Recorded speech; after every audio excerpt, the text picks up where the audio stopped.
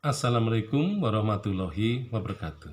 Jadi tampaknya sekarang apapun yang dulunya merupakan bentuk lisan, jadi artinya bentuk pernyataan, suara, lagu, ya, kemudian perilaku itu bisa direkam pada zaman sekarang ini. Nah, sebagai contohnya misalnya tradisi lisan.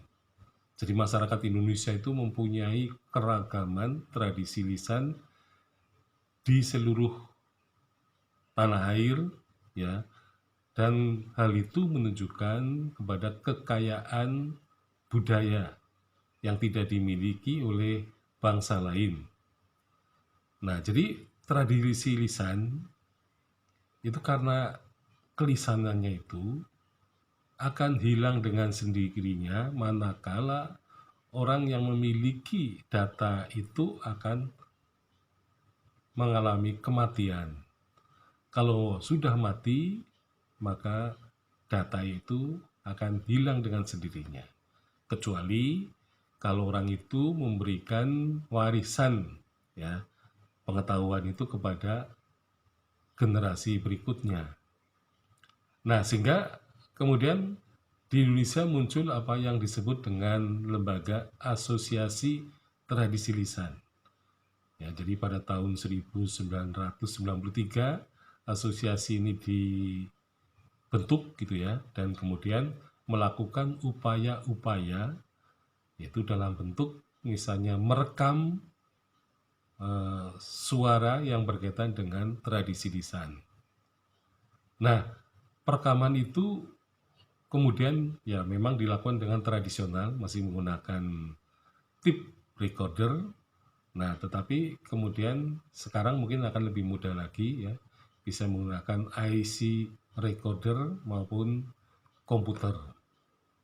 Nah, jadi pada tahun itu misalnya diadakan semacam seminar internasional tradisi lisan di Taman Mini Taman Ismail Marzuki ya.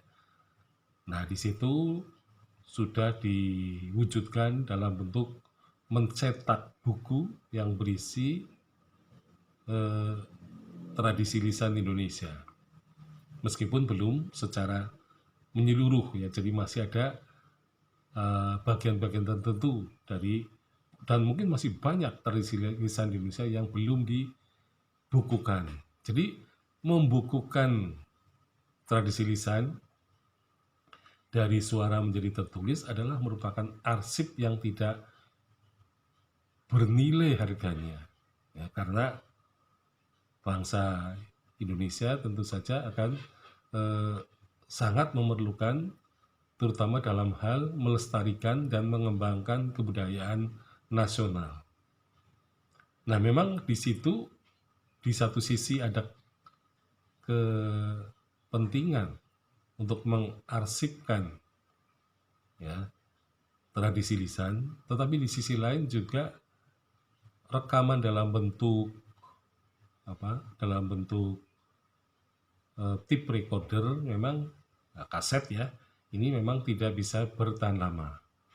Nah, jadi paling bagus memang rekaman yang ditempuh adalah rekaman seperti membuat video atau film dokumenter gitu ya.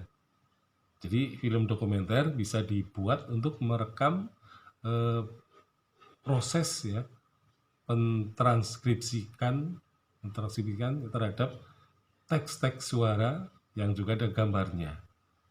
Jadi nanti dengan gambar itu maka audiovisual, maka pengetahuan kita akan lebih lengkap ya, karena tidak hanya suara saja tetapi juga akan melihat kondisi alam sekitar, kemudian wajah-wajah orang yang menjadi pewaris tradisi lisan itu, maka juga ada gaya, misalnya ada tarian, ada alat musik gitu ya. Nah, sehingga musik pun terekam dengan lengkap ya. Jadi rekaman audiovisual adalah rekaman yang terbaik untuk bisa memberikan pengetahuan yang lebih lengkap daripada hanya suara. Jadi tradisi lisan bisa ditempuh untuk keperluan akademis, yaitu dengan cara direkam dan transkripsikan, ya.